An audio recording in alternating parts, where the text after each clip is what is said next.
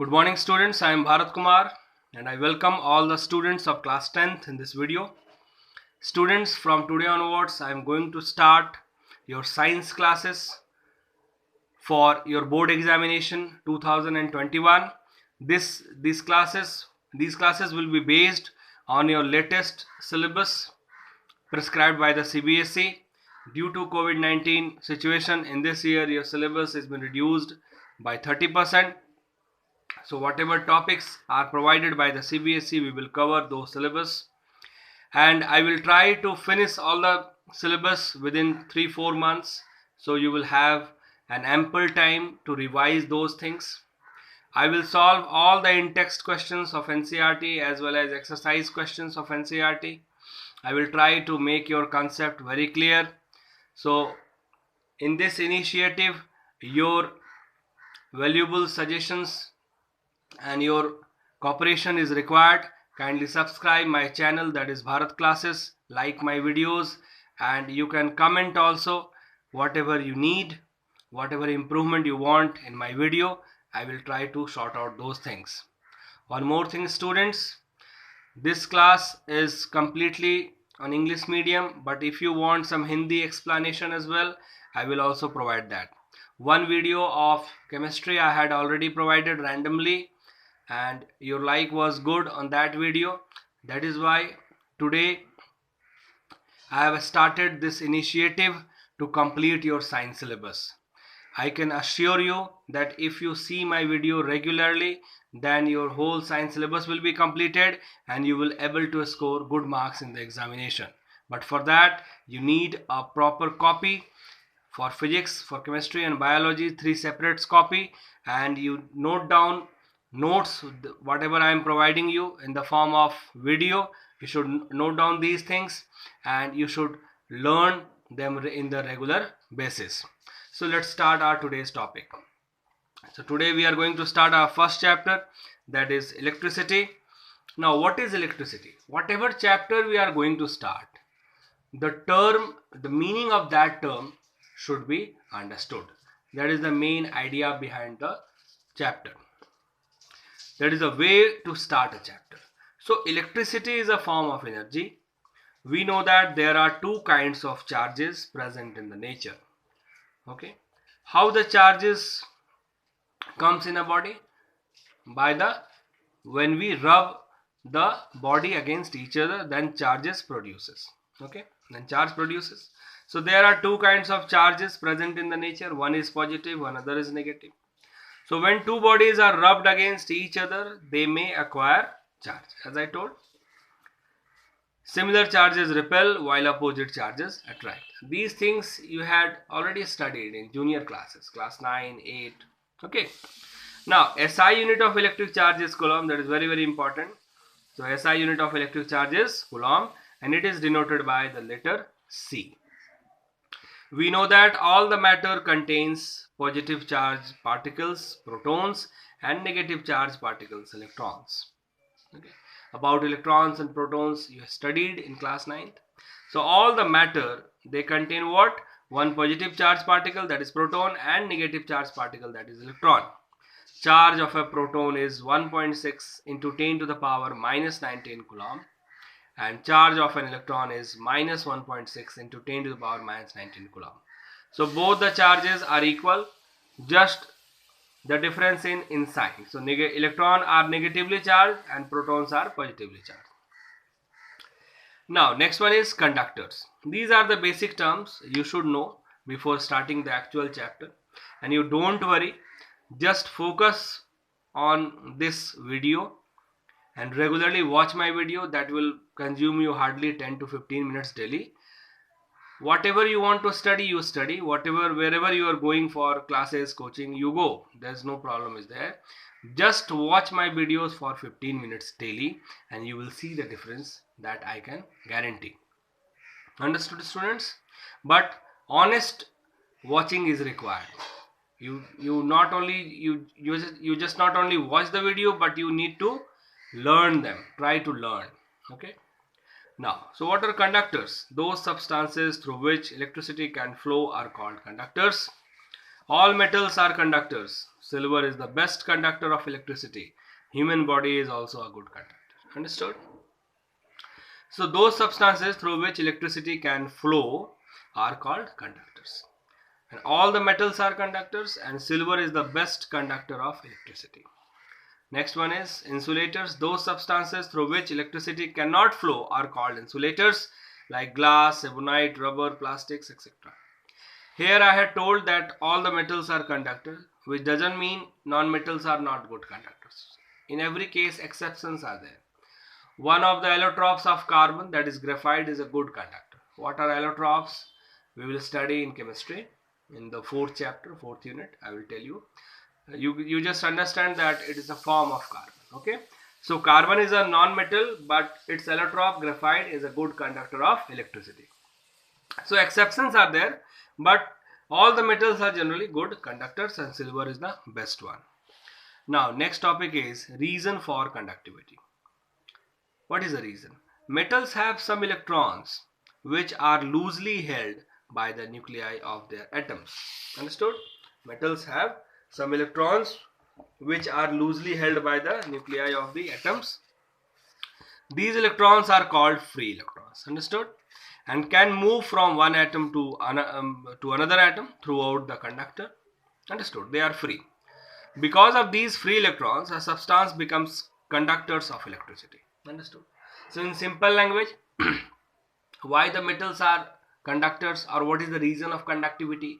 The reason is very simple, because of the presence of some free electrons which are loosely held by the nuclei of the metals. Understood?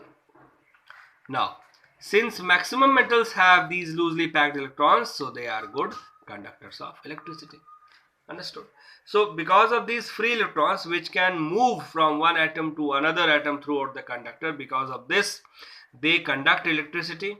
So all the metals have these types of loosely packed electrons. So all the metals are generally good conductors of electricity. I hope you understood.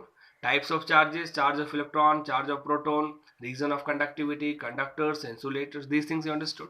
Now, electricity can be classified into two parts. One is static electricity, another is current electricity. Okay, two types of electricity you can say: static and current. In static electricity, the electric charges remain at rest. Example: charge acquired by a glass rod rubbed with a silk cloth, or lightning that we see during night. So these are actually a static electricity. Okay, here electric charges remain at rest. And how the electric charges produces? By the rubbing against each other. Okay, two substances, when we rub, charge may acquire, and charge can be of two types, positive and negative. And when these charges are at rest, they produce static electricity, and definitely when these charges will move, they produce current electricity. So our chapter is current electricity, so we will focus on the charges which are moving. Understood? In current electricity, the electric charges are in motion. Actually, the flow of electrons through a conductor produces current. Simple. And that is very, very important also. The flow of electrons through a conductor produces current. And through the conductor only electrons can flow. And what are conductors? Metals are generally good conductors. Why they are good conductors? Because they have loosely packed electrons. Now, this electric current we use as energy in our home, offices, factories, etc. So, electric current can be defined as the amount of charge flowing through a particular area through a conductor in unit time. How we can define? The electric current can be defined as the amount of charge flowing through a particular area. So charge should be there, and there should be a flow of charge. That is, charge should be in motion. As I told, that produces the current electricity, electric current. So the amount of charge flowing through a particular area through a conductor in unit time is called electricity, or you can say in simple language, the rate of flow of charges is termed as electric current. The rate of flow of charges is termed as electric current. Now next one is, suppose charges are denoted by Q and it can be measured by Coulomb, that is capital C, as I told you. Now if a net charge Q flows across any cross section of a conductor in time t.